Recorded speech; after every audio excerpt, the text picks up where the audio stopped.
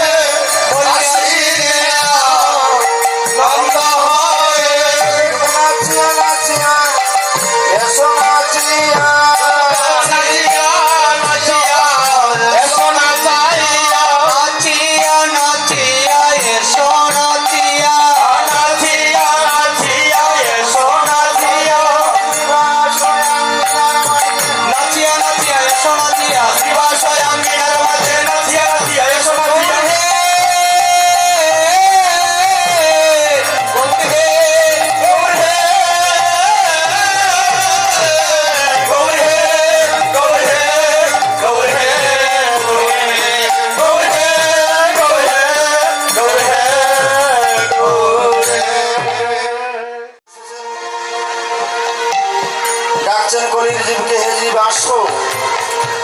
সত্য যুগেও ডাকেননি, ত্রেতা যুগেও ডাকেননি, তারপরেও ডাকেননি, এইভাবে তুলে তুলে নেননি, কিন্তু এবার ডাকছেন প্রভু। চৈতন্য চরিতামৃত প্রমাণ অনর্পিতং চরণ চিরাত করুণায় অবতীর্ণ কলো সমর্পয়িত মনোজ্জ্বল রসাং সভক্তি শ্রিয়ং হরিপুরন সুন্দর দুটি কদম্ব সন্দীর্ঘিত সদা হৃদয় স্কন্দর স্ফুরণ সজিনন্দন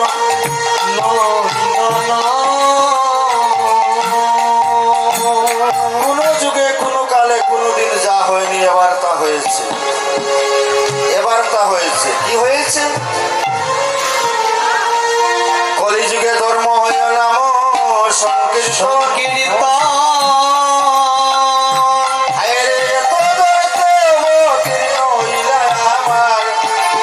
সংকীর্তন।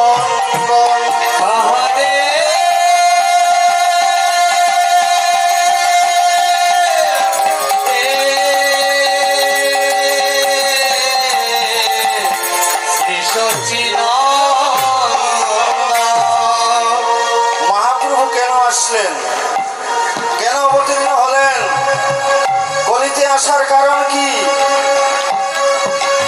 কলির জীবকে মুক্তি প্রদান করাই মহাপ্রভু আসার মুখ্য লক্ষ্য এবং উদ্দেশ্য।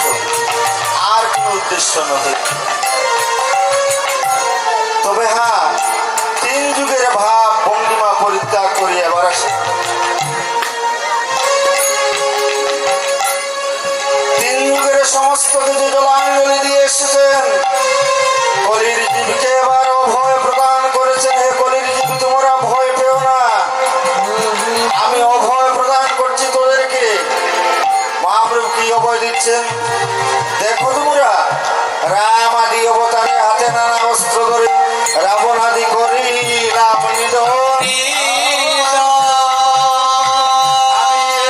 অস্ত্র না ধরিব, প্রাণে কাউকে না মারিব, নাম দিয়া করিব উদ্ধার।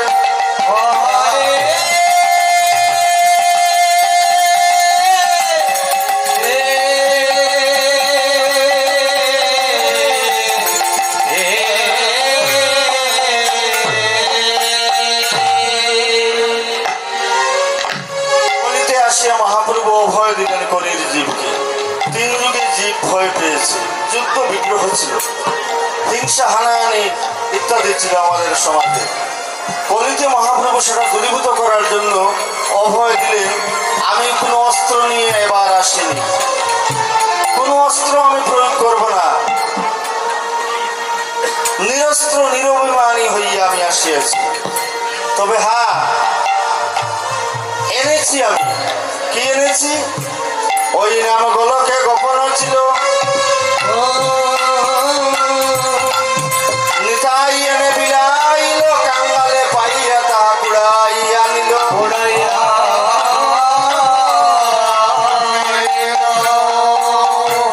এজন্যই মহাপ্রভু আজকে শ্রীবাসঙ্গনকে সুসজ্জিত করেছেন। কি সুন্দর সাজে সজ্জিত।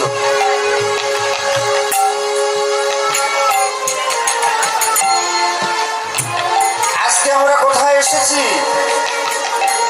মায়েরা কোথায় এসেছি? আমাকে একটু উত্তর দিয়ে সাহায্য করবেন। শ্রীরাম নবদ্বীপে আসিয়াছি, শ্রীবাসঙ্গনে।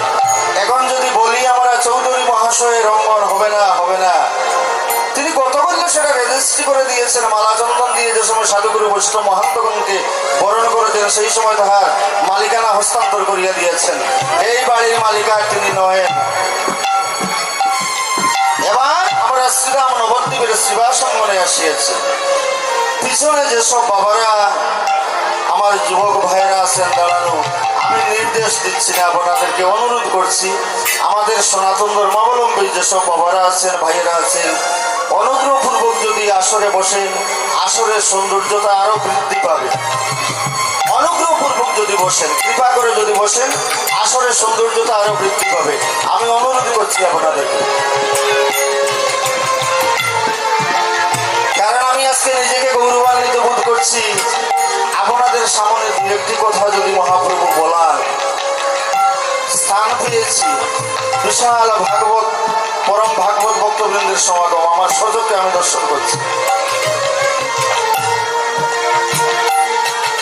শ্রীরাম নবদ্বীপের শ্রীবাসঙ্গনে আমরা এসেছি এই মুহূর্তে। মহাপ্রভু উদাত্ত কণ্ঠে কলির জীবকে ডাকছেন, হে কলির জীব আসো, আমিও আসিয়াছি, তোমরাও আসো। আমি আসিয়াছি, তোমরাও আসো। আসলে কি হবে? শান্তি হবে, তোদের মঙ্গল হবে, পরিত্রাণ পাবে, মুক্তি পাবে। একটু আগে আমার একটি ছেলে ভজন কীর্তন করেছে, সাধুর সঙ্গ ধরো। সাধুর সঙ্গ ধরলে কি হয়?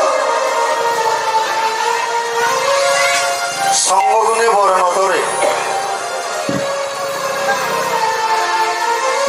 সাধু সঙ্গ, সাধু সঙ্গ সর্বশাস্ত্রে কয়, লবমাত্র সাধু সাধু সঙ্গে সর্বপাপক্ষয় হয়।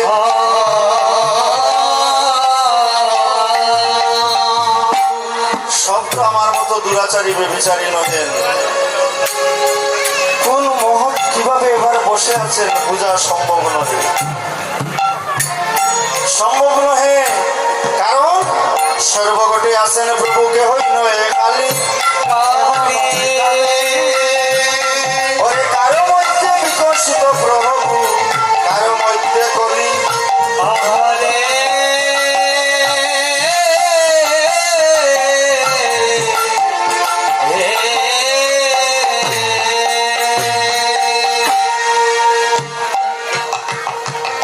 নীরবে নিবৃত্তে বসে আছেন একজন, বসে বসে কাঁদতে আছেন। কেন কাঁদছেন তিনি জানেন, আর তাহারা প্রভু জানেন।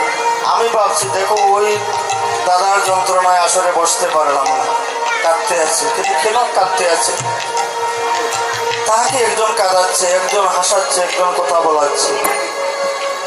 একজন আছে, এই দেহ গাড়ির ড্রাইভার পরিচালক একজন আছে, সেই তাকে হাসাচ্ছে, সেই তাকে কাঁদাচ্ছে, সেই তাকে কথা বলাচ্ছে। অর্থাৎ আমার নিজের কোনো শ্রদ্ধা নেই, আমি কথা বলতে পারবো না। আমাকে তো বোবা করে ভগবান সৃজন করতে পারতেন, পঙ্গু করে সৃজন করতে পারতেন, অন্ধ করে সৃজন করতে পারতেন, কিন্তু সর্বাঙ্গ সুন্দর করে তিনি সৃষ্টি করে দিয়েছেন আমাকে। তাই মহাপ্রভু ডাকছেন, আয় আয়, তোরা ছুটে আয়। ও এবার আয় ভাই দেখে যা সোনার নদী, আয় ভাই দেখে যা সোনার নদী, আয় ভাই দেখে যা সোনার নদী, আয় ভাই দেখে যা সোনার নদী। এবার আয় ভাই দেখে যা সোনার নদী, আয় ভাই দেখে যা সোনার নদী, আয় ভাই দেখে যা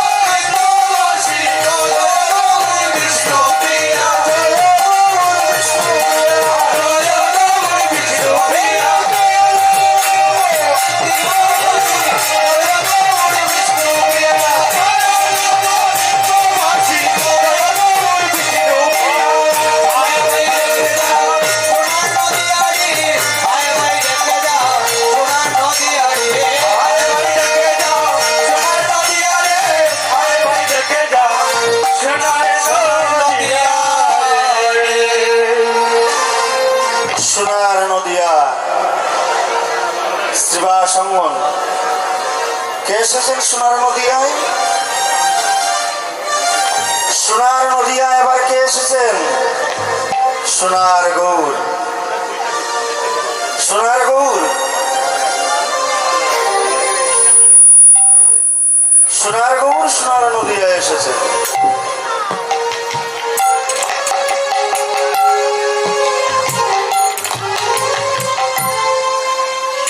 বাবারা, গৌর তত্ত্ব এমন নির্মল, এমন স্বচ্ছ, এমন শুদ্ধ স্ফটিকবোধ, যার কোনো তুলনাই চলে না,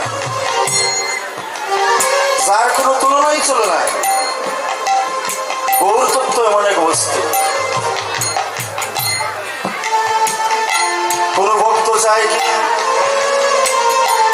যে গৌরকে যদি আমার হৃদয়স্কন্ধরে স্থান দিতে পারতাম, প্রীতি মন্দিরে যদি ধরে রাখতে পারতাম, মনে হয় আমার জীবন সার্থক হতো, চিরদিনের জন্য আমি তাকে বন্দী করে রাখতাম। কিন্তু না, হয় না। জীবনটা তো চিরস্থায়ী নয় বাবা, মানুষ মরণশীল। একজন যাচ্ছে, আরেকজন চলে আসছে। তাই বৈষ্ণব কবি বলেছেন, অরে গৌরে মারে পরাণ পুতুলিয়া, গৌর আমার পরাণ পুতুলিয়া, ওরে গৌর আমার পরাণ পুতুলিয়া। ওই গৌর আমার পরাণ পুতুলিয়া, ওরে গৌর আমার পরাণ পুতুলিয়া রে।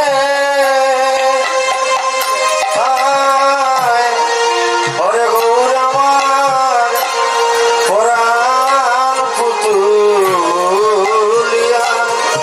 ওরে গৌর আমার পরাণ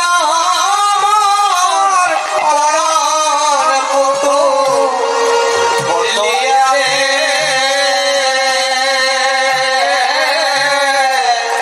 ওরে গৌর আমার পরাণ পুতুলিয়া।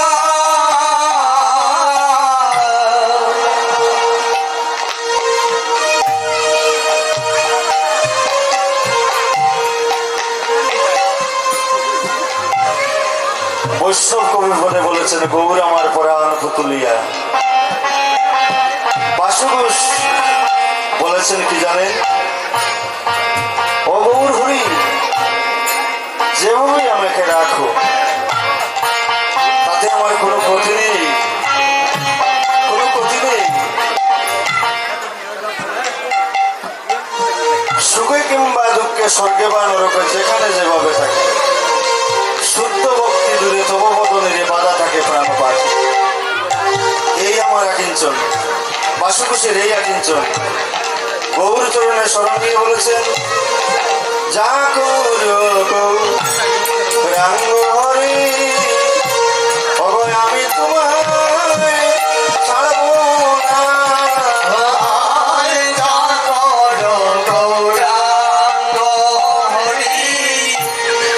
আমি তোমায় ছাড়ব না, অগজা কর রাঙ্গ হরি,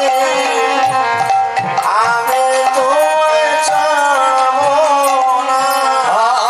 আয় না করো গৌরা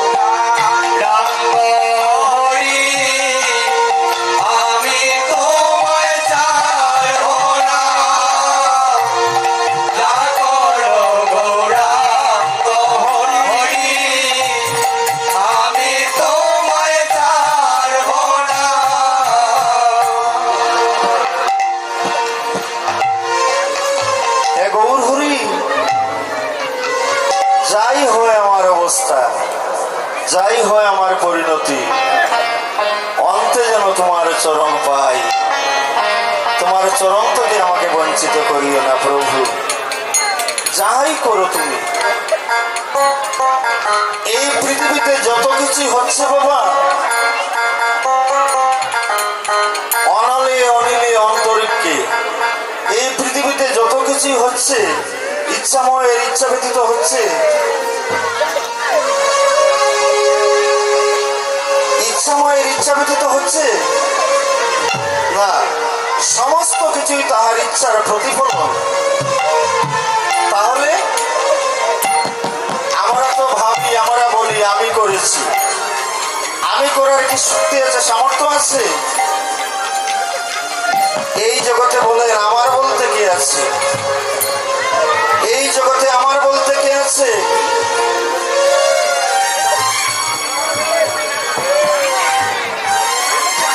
আমার বলতে তো কেহ নেই, আছে মাত্র একজন, সেই আমার, সেই আমার, আর দ্বিতীয় কেহ নেই। তাই পূর্ববর্তী প্রসঙ্গে আমি আসছি। সূর্যদেব তো ডুবে গিয়েছেন, অস্তমিত হয়ে গিয়েছেন।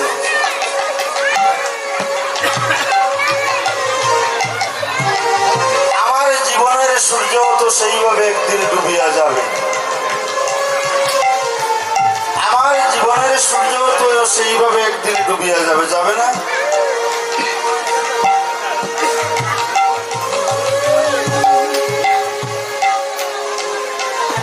এই সময়টুকু সবার জন্য। যদি বলি যে আমার জন্য না, আমার জন্য না, এই পৃথিবীর সবার জন্য, সব মানবের জন্য সেটা প্রযোজ্য।